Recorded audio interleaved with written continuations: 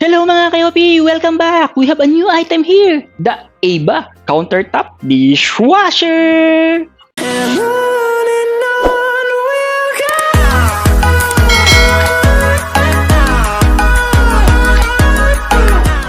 Hello mga kayopi! So meron tayong dishwasher here. So the reason why we bought this one is to have more time with our family. Because once you're done eating, you just need to put it here. Meron na tayong tagahugas, di ba? Tagahugas ng baso, pinggan. Pwede na! So mga kayopi, ano ba yung kasama ng dishwasher na to? So pag bumili ka, may kasama na siyang sabon. So meron na siyang, dishwasher powder, 3. Then meron na rin siyang dishwasher tablet.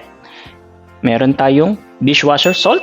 And meron tayong rinse aid. So, ito yung mga kailangan nating gamitin. So, it's either you can use the powder or the tablet.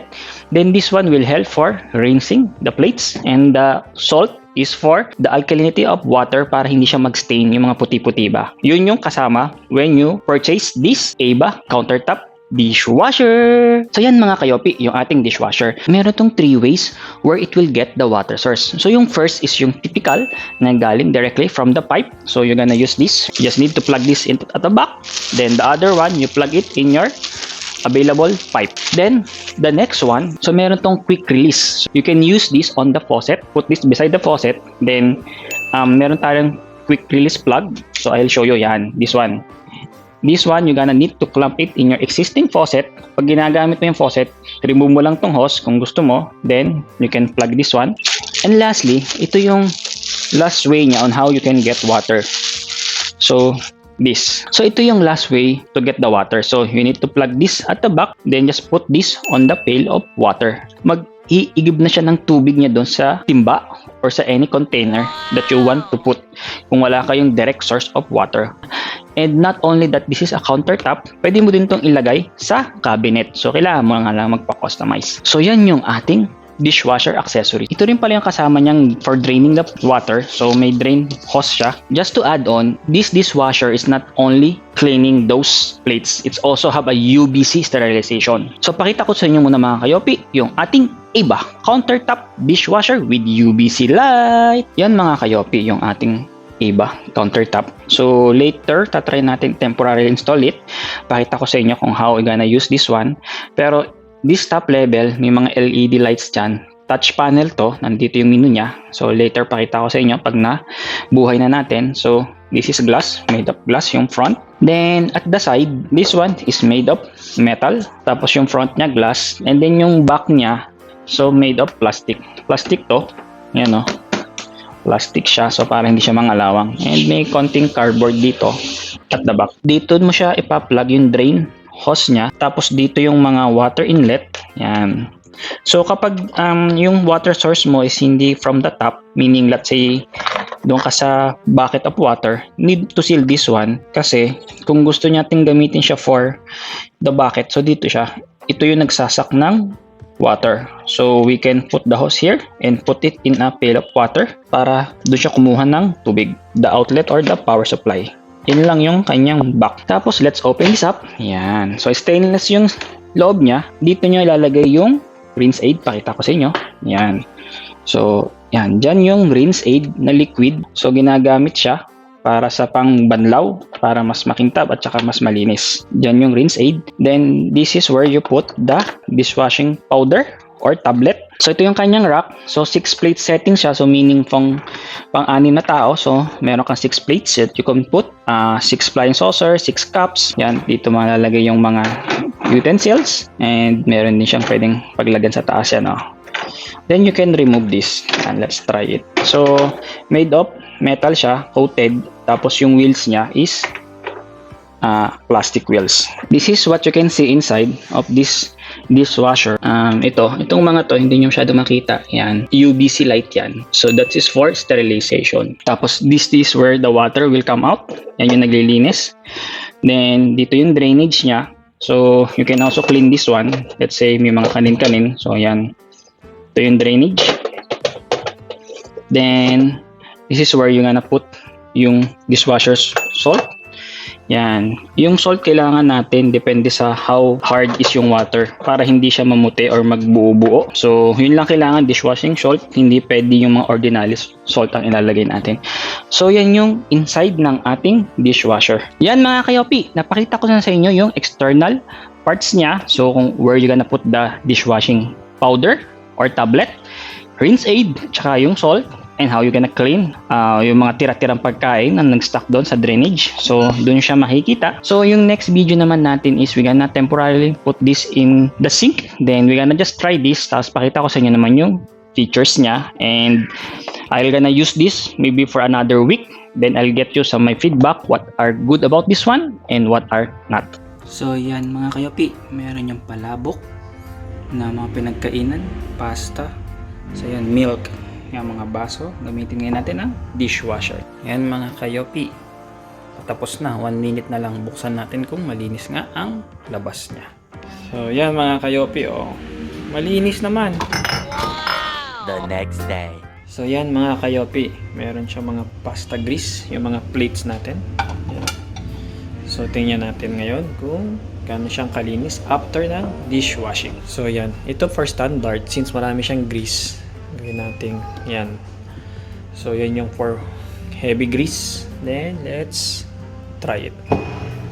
Yan. So yan mga kayopi, tapos na. Tingnan natin kung malinis. Ayun, oh, kita nyo yan, oh, kumikinang-kinang. So bright. Yun yung mga plate, oh, linis, di ba? Effective siya. Oh, ayan. Yan, oh. Diba? Kita nyo. Init pa. Sterilize na. Ganyan ka-effective siya. Maganda. Kumikinang ang linis. Lalo na yung mga metal. That's good. That's damn good. So yan mga kayopi. Try naman natin yung standard cleaning lang. Na ganyan yung sebo. Kung kaya ba niya. So may mga pasta sauce din dyan. Milk. Yan. Let's see. If that's only for normal cleaning, kung kaya niya. So for standard cleaning, let's just turn it on. Hold it for 1 to 2 seconds. Yan yung standard cleaning. Let's try it. So ayan mga kayopi, tapos na. So ito yung another round using the standard cleaning. So hindi siya yung 1 hour lang. So ayan, oh. Clean naman yung ating lagay ng pasta. Mainit siya. So ito yung glass. Yun yung may mga milk. So ito kanina sobrang dumi, oh. So ngayon yun, oh, malinis.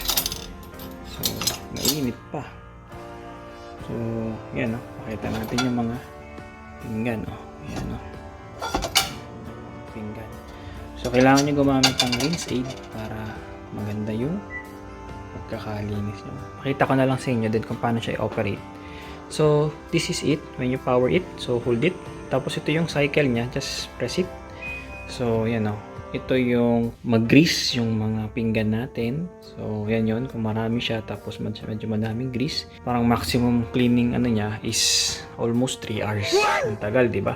Tapos ito for glassware. So yung glassware lang natin, yan, oh, matagal din. 1.5. So ganun talaga yung mga dishwasher. Matagal maglinis. Pero the reason why it save you more time is because hindi ka na maghuhugas. So if you're gonna compare on how long you're gonna clean the plates versus this one, syempre yung manual mas mabilis. Pero yung effort mas mahirap. Compare dito, mas madaling effort, mas matagal nga na siya maglinis. Yan yun. Kaya ang design nito usually, kung marami ka ng pinagkainan, lagay mo lang ng ilagay, then kapag puno na, tsaka mo i-turn on, di ba? So, yan yun. So, ito yung parang binabanlawan lang niya. Quick rinse. So, yan yung pinakamabilis. 25 minutes. Then ito, meron siyang child lock. Open, i-hold mo ito for 3 seconds. So, makikita mo yan. Mag-child lock. So, pag nag-child lock, hindi mo na magagalaw yung settings. So, yan mga kayopi, oh. Ito nyo naman ang linis yung kinta ng ating tumbler. Ayan, no, tama nyo yung baso. Pakita ko sa inyo. So, maganda, sparkling, oh. Ayan, oh. Maganda, ang linis. Oh. Ganyan kalinis yung ating dishwasher. Yung mga tasa ito. Pakita ko sa inyo. Oh, yan, oh. Ang puti ng ating tasa. Kape laman yan kanina. Diba? Ganyan. Kaganda ang dishwasher na to. Yung mga glassware, porcelain, yan nakikintab oh. Tama, tsaka yung mga stainless, yan oh. Kikintab niya. Diba? Yung mga kayopi, ganyan kaganda ang ating, ano, nagre-reflect mo ako. Ganyan kaganda ang ating dishwasher. So yan mga kayopi, nagamit na natin yung dishwasher for almost 3 weeks. So let me tell to you what are the things that I like on this product and maybe some feedback that I can give to you if you are want to buy a dishwasher. First is your glass, porcelain or stainless steel cleans very well. It shine. Kita nyo naman sa mga earlier videos natin na yung mga glass natin nagkikintaban. And the same time, it disinfect because of the heat. Plus, it sterilized via UVC light on it. Yun yung maganda dito sa ating AVA tabletop dishwasher. So, yan yung first thing na nagustuhan natin dito. Second is, it has 3 option of water supply. So, it can be on the bucket of water, directly on the faucet, or on the real main pipe. Since we are planning to place it here temporarily, we will plan to put in a cabinet below. So far, naka-fill up water lang siya and we can use it. Then yung third is, it will save you effort, di ba? So, for like us who's busy at work, and so after eating, no need to wash your plates. So, you just need to put it all in the dishwasher, then turn it on, then that's it. You can do other stuff. You can work, you can have more time with your family. But don't get me wrong, it will save you time, but the effort on cleaning those plates will have more time for the machine, but not you. Kailangan nyo ba ng dishwasher? If you value to save your time and effort, go for a dishwasher. If you value to save more money, don't go for the dishwasher. If you are decided to go for dishwasher, this is a nice brand, AVA. So this is a countertop dishwasher. So far, it served our purpose. Ang medyo downside lang sa mga dishwasher is it takes time to clean. So basically, yung standard clean nito, it will take you 1 hour. Diba? So sabi ko kanina, it save more time. So it will save you time because you can do other stuff. But for the machine to clean the plate, it will take at least 1 hour. And yung mga intense cleaning pa niyan, yung maabot ng 3 hours. Pero so far, kita nyo naman, yung standard lang, kahit yung mga pasta sauce, kaya naman. So yan mga kayopi. If you're looking for a dishwasher, and this is perfectly fit for a family of 5, check out on the link below where I bought this, and this will help you save your time and effort. So yan mga kayopi. Until next time. Oh, by the way, don't forget to subscribe and hit the notification bell below. Bye. Thanks for watching.